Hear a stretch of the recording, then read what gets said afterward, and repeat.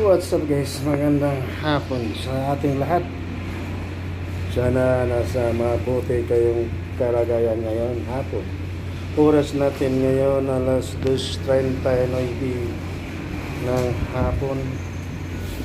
So andito tayo ngayon, nagpapahinga ako ngayon. Tapos na naman na isang araw sa trabaho guys. Papahinga muna tayo bago tayo umuwi. So nga pala ang uwian namin alas 3:30. Malapit na ang uwian. Pahinga muna. Sobrang lakas ang hangin ngayon guys. Napakalakas ang hangin kaya nagtalukbong ako. Grabe ang hangin.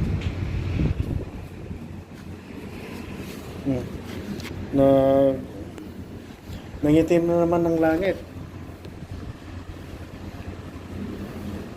Makulimlim na naman. Tingnan niyo. Yan ang paligid natin dito. Ayan. Maulap na naman. Ang itim ng ulap. Baga uulan na naman to. Kagabi kasi umulan. Ang lakas ng hangin. Parang bagyo.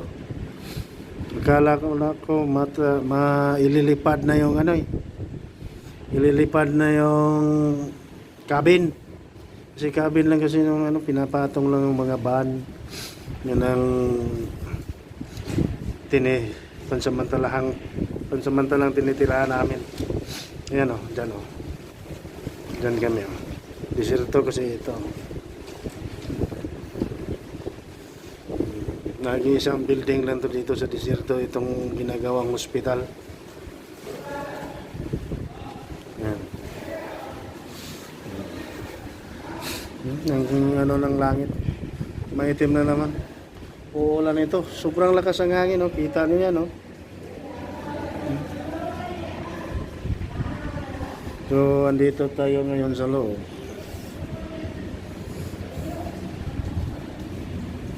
Nagpapahinga. Maya-maya uuwi na. Yes, yun ang resulta sa bagyo kagabi.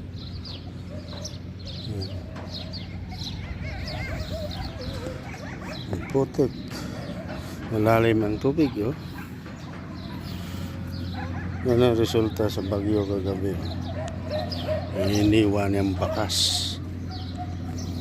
Napakaputik.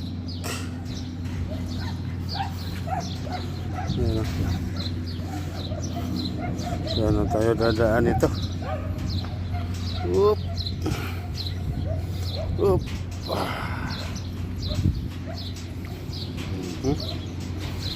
Sobrang lakas ang hangin, sobrang lakas ang ulan kagabi guys.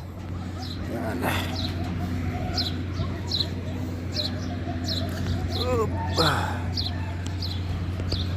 Doon yan tubig.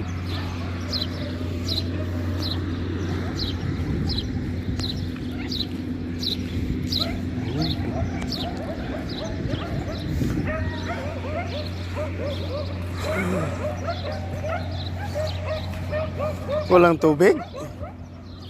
Kuy. Ayan. Ay.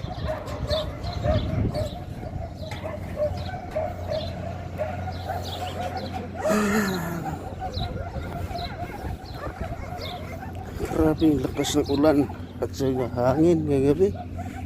May siliparan naman dito sa loob ng site. Mag-CR muna tayo. Alis. Puno sa tubig sa loob. Sa loob na.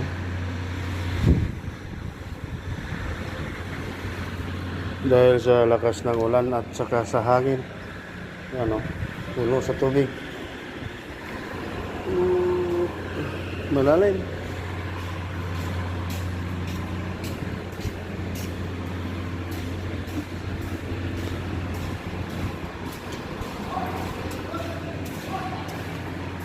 Yes, mapasok na tayo. Dito na tayo sa loob. Madilim dito.